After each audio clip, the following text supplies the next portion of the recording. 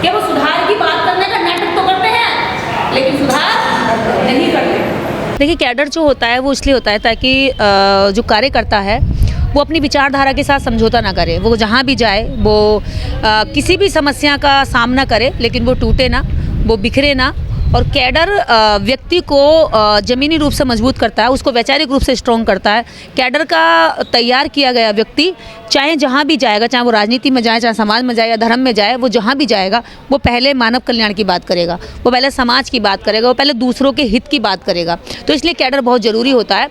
और कैडर जो 2 दिन का कैडर हमने रखा है, ये राष्ट्रीय स्तर का कैडर था। इसमें भारत के अलग अलग राज्यों से जो आरएसपी महासभा के कार्यकर्ता थे उनको बुलाया गया। उनको यहाँ 2 दिन तक लगातार आरएसपी महासभा के उद्देश्य, उसका लक्ष्य और उसका जो रोड मैप है वो सिखाने की कोशिश की गई, उसकी विचारधारा पर चलने के लिए तैयार किया गया।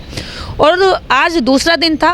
कैडर अब समाप्त हो चुका है और लोग अभी अन्य राज्यों से जो आए हुए हैं उनकी कुछ की रात की ट्रेन है, कुछ जो सुबह जाएंगे। लेकिन मकसद ये है कि जो भी यहाँ से जा रहा है वो एक मकसद लेके जा रहा है। जो पहले एक ऐसे ही गुमनाम दुनिया में घूम रहा था, आज वो उसके पास एक मकसद है कि मैं एक लक्ष्य के साथ जीऊँगा, एक मेरे पास काम है, एक होमवर्क है, जिस होमवर्क के साथ वो यहाँ से जा रहे हैं उस होमवर्क को अब अगला जो कैडर स्टेप होगा वो उनके ज़िले लेवल पर होगा कि उन्होंने कितना काम किया है। उस काम को वो लोग ज़िले लेवल पर अब कैडर करेंगे और ये कैडर के लिए मैं खुद वहाँ जाऊँगी, हर ज़िले पर, हर राज्य पर। जो कैडर कैंप आपने किया है इसमें कितनी महिलाएं आई, कहाँ से आई और उसमें मुख्य उद्देश्य क्या रहा कैडर कैंप का? देखिए, मुख्य उद्देश्य था कि देश के अंदर जो 50% महिला आबादी है और जो 50% पुरुष आबादी को भी तैयार करती है और जन्म देती है और वैचारिक रूप से कमजोर या मजबूत बनाती है, तो ऐसी स्थिति में उसमें हमने 100 पुरुष और 100 महिलाएं रखी। 200 सीटें हमने रखी जिसमें कुछ लोग अधिक भी हुए और उसमें कुछ लोग ऐसे भी रहे जो बहुत ज़्यादा पहली बार आए, कुछ ऐसे थे जो पहली बार आए और कुछ ऐसे थे जो पहले से काम कर रहे थे संगठन में रहकर।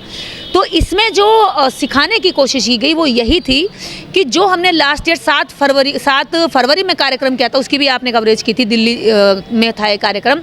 तो उसमें जो महिलाएं आई थीं उन्होंने ये जाना कि अब इसके बाद हमें घर नहीं बैठना है। हम अगर अपने बच्चों को जन्म देते हैं तो उनके भविष्य की चिंता भी हमें करनी है। अगर हम उनको जन्म देते हैं तो हमें मनुवादी सिस्टम और मनुवादी विचारधारा के साथ अपने बच्चे नहीं पालने, हमें अम्बेडकरवादी विचारधारा के साथ अपने बच्चों को तैयार करना है। अपने महापुरुषों का इतिहास बताना है जिन्होंने हमारे लिए कुर्बानियाँ दी, जिन्होंने हमारे लिए अत्याचार सहा, जिन्होंने हमारे लिए लोगों से अपमान सहा। ऐसे हमारे जो सच्चे देवी देवता हैं जिन्होंने हमें कुछ दिया है उनके बारे में हम जानेंगे, उनके बारे में हम दान करेंगे, उनके बारे में हम बताएंगे लोगों को और उनके ही बारे में अपने बच्चों को सिखाएंगे।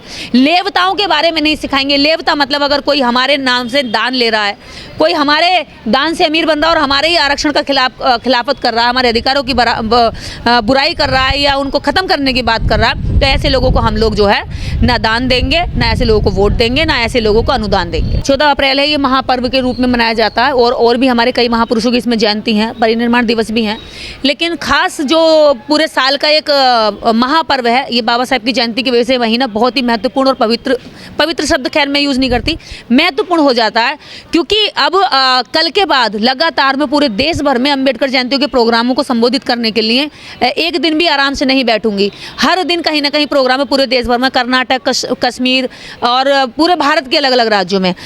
इसीलिए हमने ये सोचा कि जो पूरे 1 महीने में जगह जगह कार्यक्रम होते हैं, हमारे लोगों को जो बेवजह के मुकदमों में फंसाया जाता है, उस तरह से जो लोग काम करते हैं तो उनको क्या होता है, टारगेट किया जाता है। तो ऐसी स्थिति में भविष्य की चुनौतियों से वो कैसे बचें, इसलिए हमने अप्रैल के महीने में उन कार्यक्रमों को करने से पहले ही ये ट्रेनिंग दे दी है कि आपको कैसे बचना है, लीगली रूप से और सामाजिक रूप से भी। लेकिन चुनाव भी चल रहे हैं तो क्या कार्यक्रम कर पाओगे आप? हाँ बिल्कुल, कार्यक्रम तो लगातार हर जगह हो रहे हैं, प्रशासन उसकी परमिशन देगा। जब जगह जगह हवन हो सकते हैं, जागरण हो सकते हैं, कीर्तन हो सकते हैं, सड़कें रोक करके झांकियाँ रैलियाँ निकल सकती हैं, तो इस देश के संविधान रचयिता की जयंती क्यों नहीं मनाई जा सकती? वही मनाई जा सकती है। नवरात्र शुरू हो जाएंगे ना, अब तो महिलाओं को कैसे बुलाओगी आप? तो क्या हुआ, नवरात्रि शुरू हो जाएंगे तो जिन महिलाओं को इस देश की, अपने भविष्य की, अपने बच्चों की चिंता है वो इन कार्यक्रमों में आएंगी, और जिन्हें इसकी चिंता नहीं है, जो अपने बच्चों का भविष्य बर्बाद करना चाहती हैं, जो चाहती हैं ढोंग पाखंड अंधविश्वास और जो चाहती हैं कि उनके जो भविष्य की बर्बादी है वो करना चाहती हैं, तो वो जाएँ नवरात्रि करें।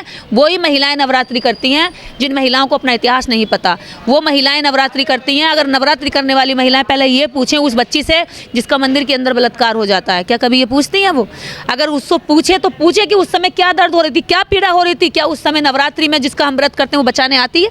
कभी नहीं आई, लेकिन इस देश के अंदर आपको बचाने और पढ़ाने के लिए सावित्रीबाई फुले जरूर आई। इस देश में अगर अत्याचार हुआ तो कोई नवरात्रि में जो 9 दुर्गाएं हैं, 9 देवियां हैं, वो कभी नहीं आई, लेकिन अत्याचार के खिलाफ आवाज़ उठाने के लिए फूलन देवी जरूर आई। तो सच्चा इतिहास पढ़िए, सच्चा इतिहास जानिए।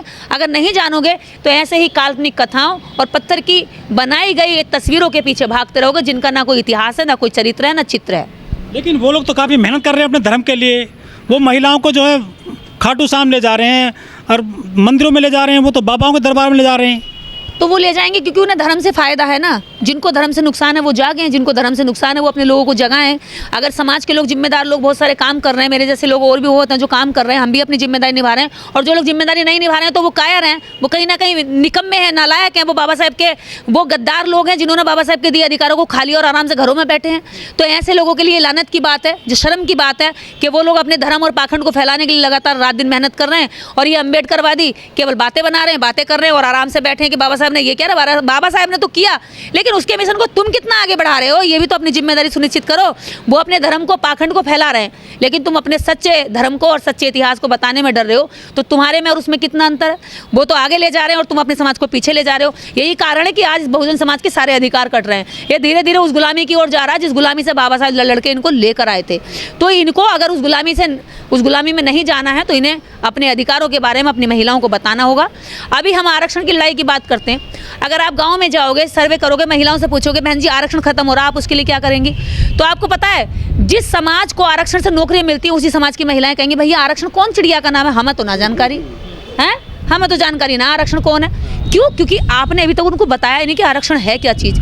जबकि उन्हें पता है कि मेरे बेटे की नौकरी तो लग जाए, लेकिन उसे ये नहीं पता कि नौकरी किसके तहत मिलती है, आरक्षण के तहत मिलती है। और आरक्षण का अगर कोई दूसरा पत्रकार जाकर के, आपकी मनु विचारधारा का पत्रकार जाकर के कह देगी आरक्षण बहुत बुरी चीज़ है, तुम्हारे बच्चों का नुकसान होगा, तुम्हारी बर्बादी होगी, आरक्षण खत्म होना चाहिए, तो औरतें कहेंगे हैं बुरी चीज़ है, आरक्षण तो खत्म होना चाहिए। मतलब जिस समाज को आरक्षण मिल रहा है उसी समाज से ये कहलवा के लिए आएंगे कि आरक्षण खत्म होना चाहिए। क्यों? क्योंकि इनकी अज्ञानता है, इन्हें पता ही नहीं है। तो जागरूक क्यों नहीं किए जा रहे हैं लोग? जागरूक देखिए, हम अपना पूरा जोर लगा रहे हैं। निर्देश इस समाज में जन्मी, निर्देश ने बाबा साहेब के दिए अधिकारों से शिक्षा ली, और अभी शिक्षा ली है, मैंने कोई सरकारी नौकरी नहीं ली है जिसका रिजर्वेशन का फ़ायदा उठाया, मैंने कहीं इसका रिजर्वेशन का फ़ायदा नहीं उठाया नौकरी में। उसके बावजूद में लगता है कि अगर मेरे शरीर पे इज्जत का सूट कोट अगर मैंने पहना है तो बाबा साहेब का कर्ज है, और उस कर्ज को उतारने के लिए मैं रात दिन लगातार, जिस दिन से जाना है 13-14 साल से लगातार काम कर रही हूँ, और आगे भी जब तक जीवन है करती रहूँगी। शूद्र के पास केवल एक कर्तव्य था, सेवा करना था। वो करता है 5100 रुपये और 5200 रुपये, 21 रुपये से तो वो क्रिएशन होने लगता है।